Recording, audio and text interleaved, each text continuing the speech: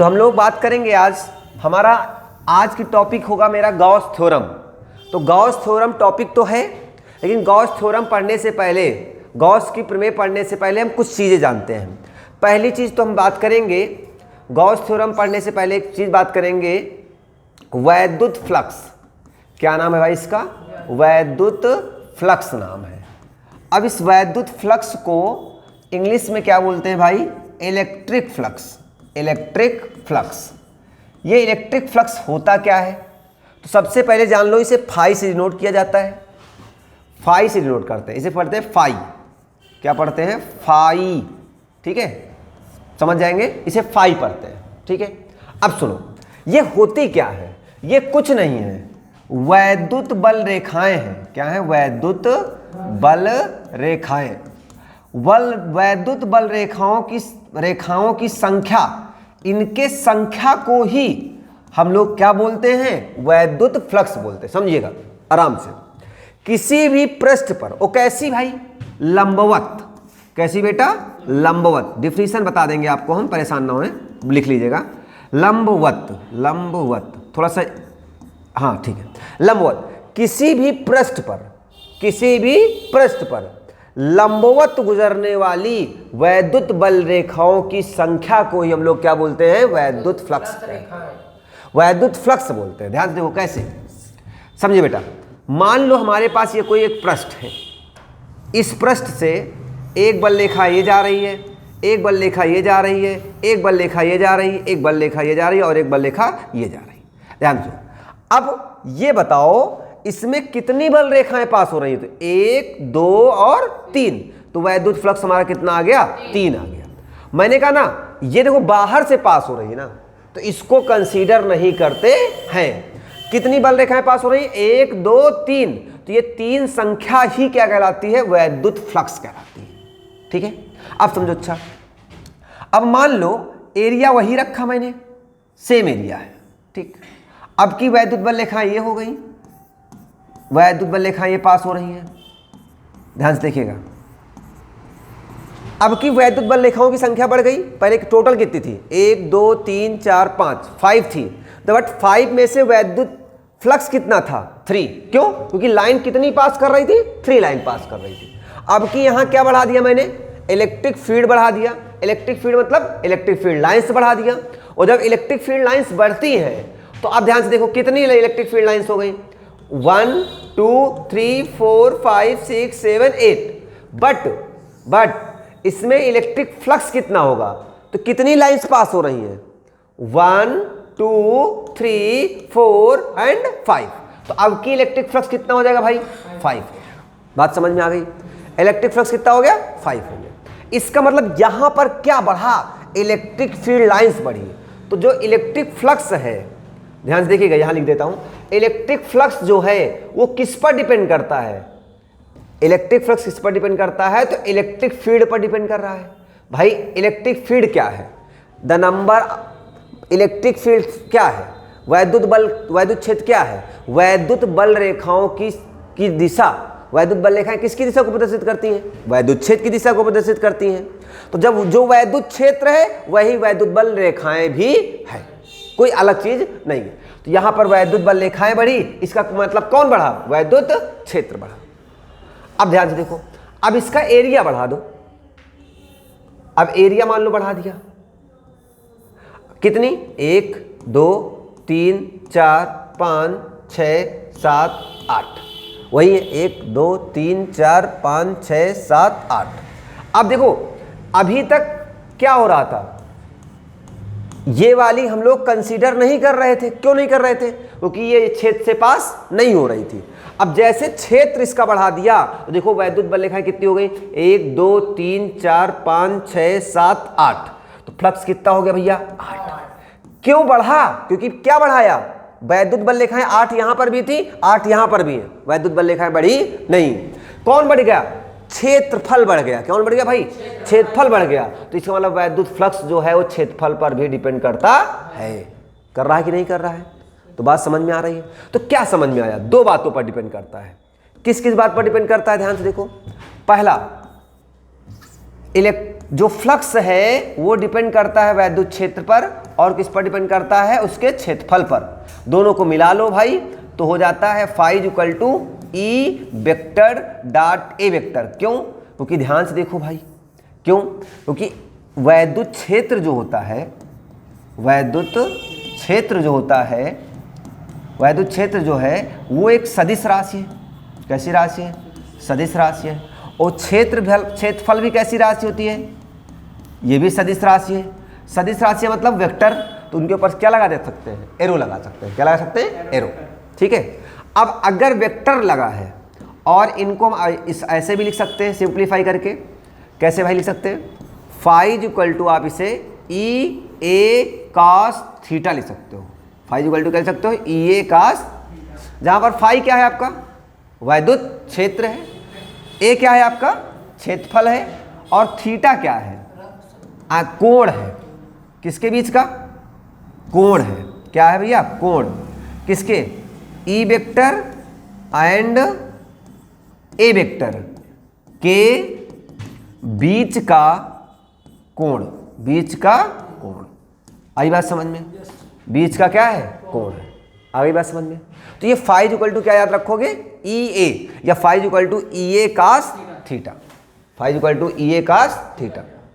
एक चीज और समझ लो भाई, जो एरिया वेक्टर है ना, एरिया वेक्टर है, ये हमेशा कैसा होता है? लंबवत होता है। किसके? लंबवत होता है। किसके? पृष्ठ के। किसके भाई? पृष्ठ के लंबवत होता है। ध्यान से देखिएगा, क्षेत्रफल जो होता है वो, एरिया वेक्टर जो होता है वो हमेशा लंबवत होगा। किसके? पृष्ठ के लंबवत। समझो कैसे, मैं थोड़ा समझाना चाहूंगा। समझो, मान लो ये हमारे पास क्या है? एक पृष्ठ है। इस पृष्ठ से कितनी बल रेखाएं जा रही हैं? मान लो ये दो। ध्यान दो, कितनी, ये क्या है? बल रेखाएं हैं। कितनी उंगलियां पास हो रही मेरी इससे? 5। पांचों पास हो रही हैं।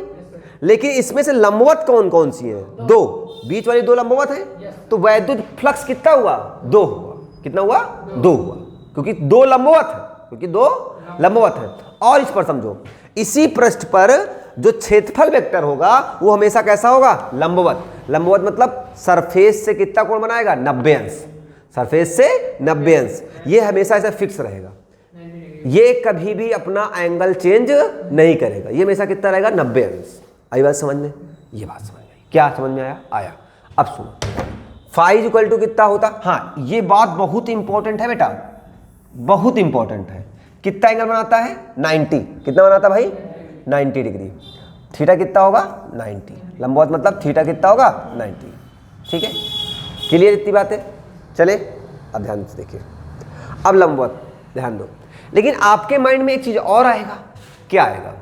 कि अगर थीटा 90 होता है, अगर थीटा 90 होता है तो कास 90 वैल्यू कितनी होती है? 0।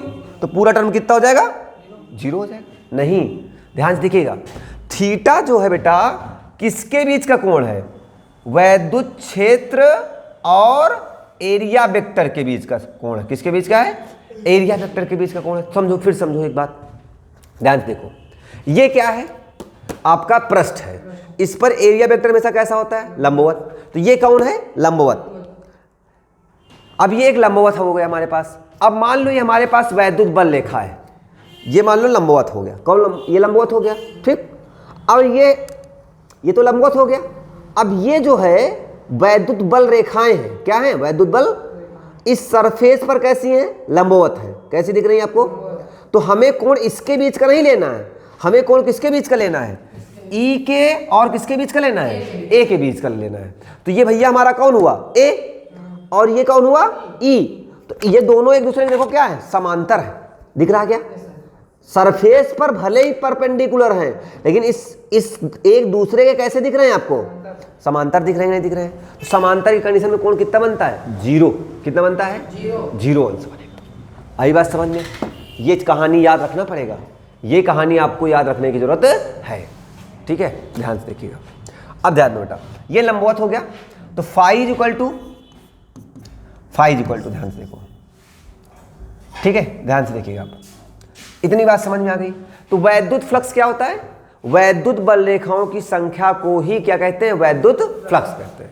वैद्युत बल रेखाओं की संख्या को वैद्युत फ्लक्स कहा जाता है। डेफिनेशन लिख लेंगे सभी लोग। हाँ चलिए, कल से मैं पीपीटी बनवा के लाऊंगा, लिखवा दूंगा इस पे ध्यान, ठीक है। अब सुनो, अगर इसके मात्रक की बात करें भाई, किसका मात्रक क्या होता है, तो बताया था वैद्युत क्षेत्र का मात्रक क्या होता है, न्यूटन प्रति कूलाम। क्या होता है, न्यूटन प्रति।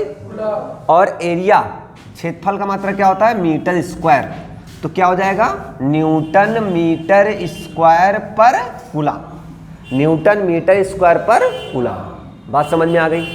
अब ये राशि कैसी होती है, तो ये राशि होती है भैया सदिश, नहीं अदिश। कैसी राशि होती है, अदिश राशि है। अदिश राशि क्यों है ये बताओ, ध्यान से देखो यार, ये बताओ, यही तो फ्लक्स है। बताओ 3 कैसी राशि है, 3 के पास कोई दिशा है क्या, 5 के पास कोई दिशा है क्या, 8 के पास कोई दिशा है क्या, तो ये कैसी राशि है, अदिश राशि है। इसके पास कोई भी दिशा नहीं होती है। आई बात समझ में। अदिश राशियां क्या होती है, जिनके पास परिमाण तो होता है परंतु दिशा नहीं होती है, क्या कहलाती है, अदिश राशि कहलाती है। आ गई बात समझ में, पक्का। चलो अब ध्यान से देखो, इतनी बात क्लियर हो गई सभी को। चलिए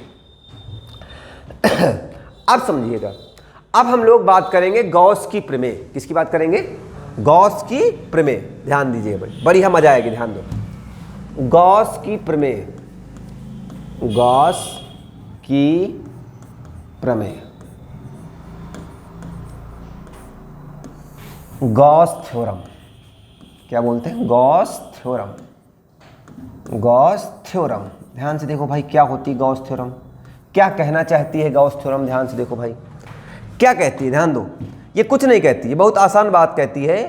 कहती है, ध्यान से देखो, अच्छा एक चीज़ और समझ डाल देते हैं। ये बताओ, पहले क्या आया होगा, आवेश आया होगा। आवेश अपने चारों ओर क्या प्रोड्यूस करता है, वैद्युत क्षेत्र प्रोड्यूस करता है। वैद्युत क्षेत्र को ही क्या बोलते हैं, वैद्युत बल रेखाएं बोलते हैं। वैद्युत बल रेखाएं बोलते हैं, बल रेखाएं बोलते हैं। और वैद्युत बल रेखाएं ही क्या है, वैद्युत फ्लक्स है। अभी तो ये पढ़ा है ना। एक्चुअली वैद्युत फ्लक्स क्या है, वैद्युत बल रेखाओं की संख्या को ही तो हम लोग क्या बोलते हैं, वैद्युत फ्लक्स। देखो, आवेश अपने राउंड क्या प्रोड्यूस करता है, वैद्युत क्षेत्र। या ऐसे लिख लो, पहले इसको लिख लो, वैद्युत बल रेखाएं पहले क्या जनरेट होंगी, वैद्युत बल रेखाएं। और वैद्युत बल रेखाएं किसको डिनोट करेंगी भैया, वैद्युत क्षेत्र को डिनोट करेंगी। और वैद्युत क्षेत्र से क्या जनरेट होगा, वैद्युत फ्लक्स जनरेट होगा। आई बात समझ में। तो वैसे ही कहानी है, इसकी कहानी, ध्यान से देखो, किसकी कहानी।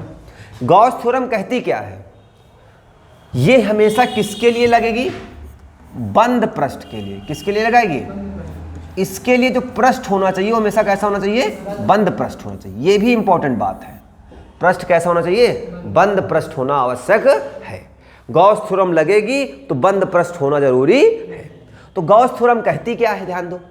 कहती है किसी भी बंद पृष्ठ पर, किसी भी बंद पृष्ठ पर, नेट मतलब क्या होता है, कुल। अरे यार, नेट मतलब कुल।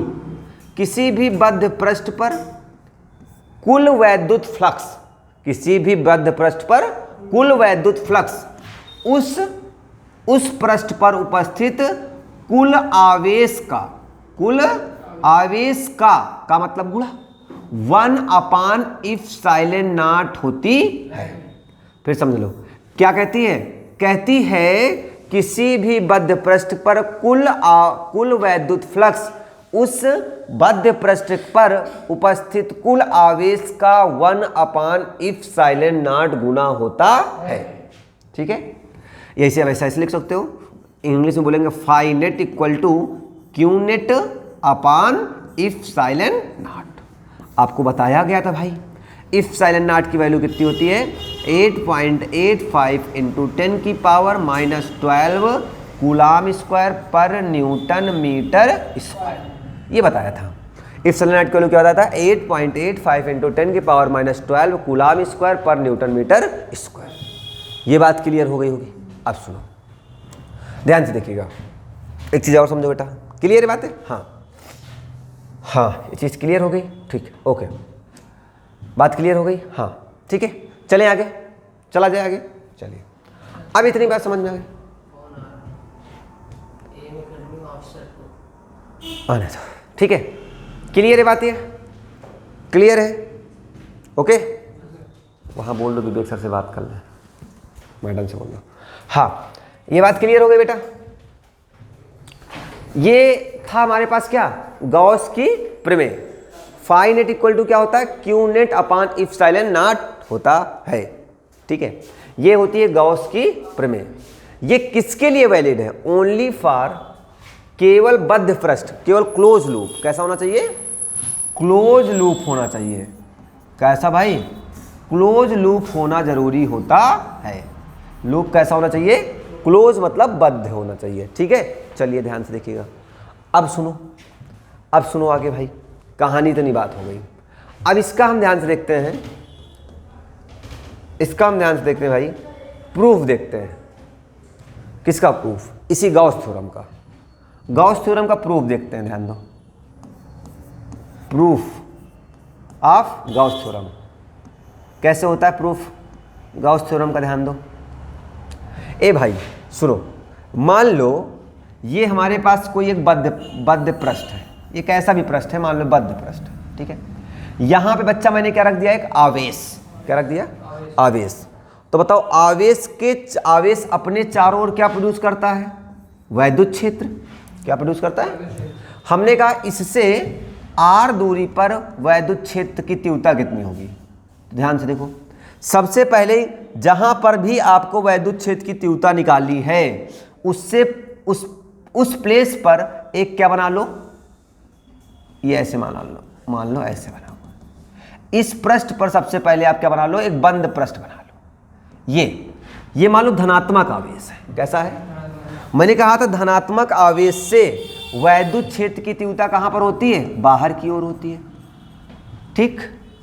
वैद्युत क्षेत्र की तीव्रता कहां होती है, बाहर की ओर। ऐसे समझो, ये कोन जैसा बना हुआ है, ये ऐसे बना हुआ है। तो बताओ इस पर मैंने कहा था, इस सरफेस पर एरिया वेक्टर कैसा होगा, परपेंडिकुलर होगा, लंबवत होगा। तो लंबवत ऐसे ही तो बनेगा जाकर के, तो एरिया वेक्टर भी कहां पर होगा, बाहर की ओर होगा।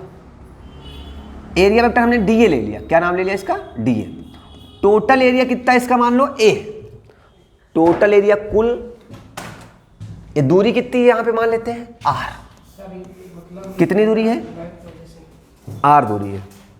कितनी दूरी है भाई इसकी, आर दूरी है, ठीक है। कितनी दूरी है, आर दूरी है। क्लियर ये बात, चलिए दिख रहा सभी को बढ़िया से, चलिए ठीक, कोई बात नहीं, ठीक है। अब ध्यान दीजिए, तो हमने कहा माना क्यों आवेश, कितना आवेश भाई, क्यों आवेश से आर दूरी पर, आर दूरी देखो, ये क्यों आवेश है और क्यों आवेश से आर दूरी पर बिंदु P पर वैद्युत क्षेत्र E बराबर, किसी भी बिंदु आवेश के कारण वैद्युत क्षेत्र की तीव्रता आपको पढ़ाया था, नहीं, पहले फ्लक्स निकालो। बिंदु P पर वैद्युत फ्लक्स, क्या बोले भाई, वैद्युत फ्लक्स।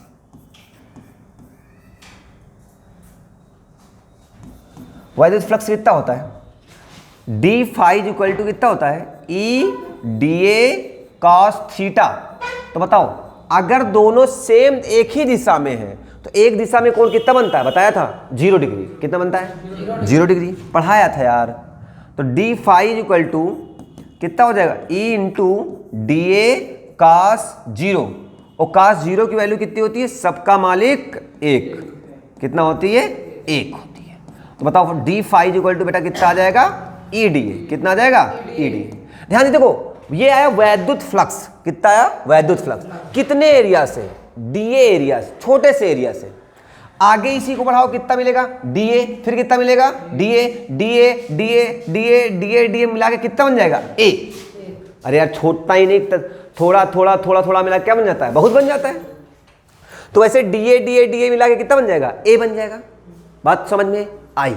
अब सुनो एक चीज और समझो, एक चीज और समझना है। यहाँ पे समझना ये है भाई, क्या समझना है, समझना ये है कि अब बताओ इतने में से कितना फ्लक्स जा रहा है, डी फाई। कितना जा रहा है, इतने से कितना जाएगा डी फाई, इतने से इतने से इतने से d phi d phi d phi d phi d phi मिला कितना बन जाएगा फाई, क्या बन जाएगा फाई। तो हम कहेंगे कुल पृष्ठ से, कहां से भैया, कुल पृष्ठ से गुजरने वाला वैद्युत फ्लक्स,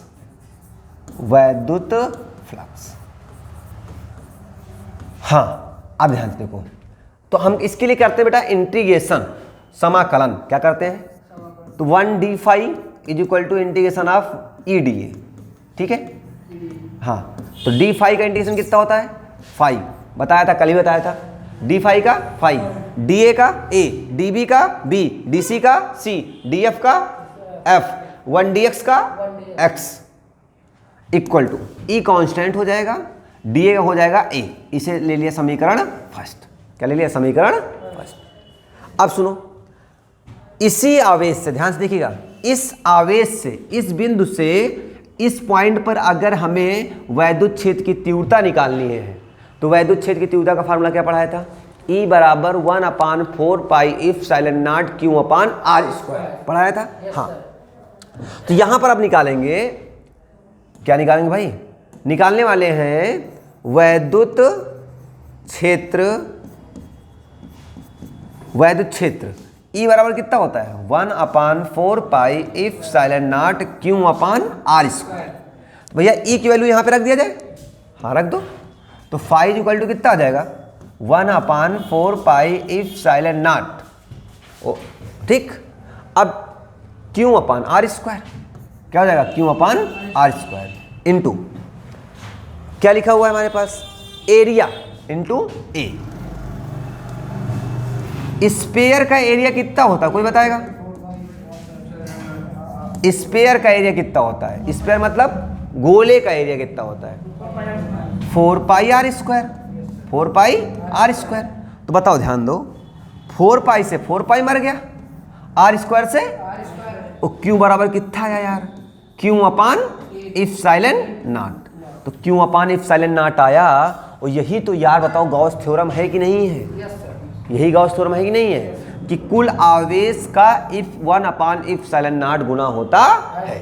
आई बात समझ में, तो यही क्या हमारे पास भैया गॉस थ्योरम है, क्या है क्यू अपान एप्सिलॉन नॉट, क्या है Q upon epsilon not. Clear हो गई बात इतनी, कोई दिक्कत की बात नहीं ना। चले आगे, चलो आगे सुनो, इस पे एक कहानी और पढ़नी है। अब इसके आते हैं एप्लीकेशन, क्या आते हैं भाई एप्लीकेशन। तो एप्लीकेशन पढ़ने से पहले एक चीज हमें पढ़ना पड़ता है, पढ़ना पहला ध्यान से देखो, कुछ आसान भाषा में है, रेखीय आवेश घनत्व, रेखीय आवेश घनत्व।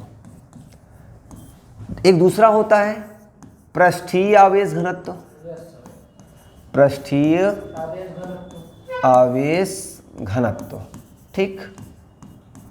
तीसरा होता है आयतन पृष्ठ घनत्व, क्या आयतन आवेश घनत्व, आवेश घनत्व। 3 तरीके हैं, याद करना पड़ेगा इनको, ध्यान दीजिएगा, ठीक है। अब सुनो, इसे बोलते हैं लेम्डा, इसे बोलते हैं सिग्मा, इसे बोलते हैं रो, इसे बोल lambda sigma rho, lambda sigma lambda sigma lambda sigma lambda sigma rho, ठीक है।